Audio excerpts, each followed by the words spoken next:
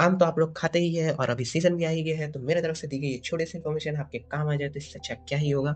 जब भी आप लोगों ने आम तोड़ा होगा तो आप लोगों ने ये नोटिस किया ही होगा कि उससे एक वाइट कलर का लिक्विड निकलता है। इसे हम हिंदी में चीक और इंग्लिश में रेसिन भी कहते हैं। ये चीक आपके स्किन के कांटेक्ट में आने के बाद आपकी स्किन को बर्न और रेडनेस और इचिंग भी कर सकता है। इससे आपकी स्किन पर डार्क स्पॉट भी क्रिएट हो जाते हैं। स्किन कांटेक्ट में आता है तो आप इसे सोप से वॉश करें, बिकॉज ये चिपचिपा सा एक लिक्विड होता है, ये आपके पानी से वॉश करने से नहीं जाता है। और अगर आपको ये इन्फॉर्मेशन अच्छी लगी तो प्लीज वीडियो को लाइक करें।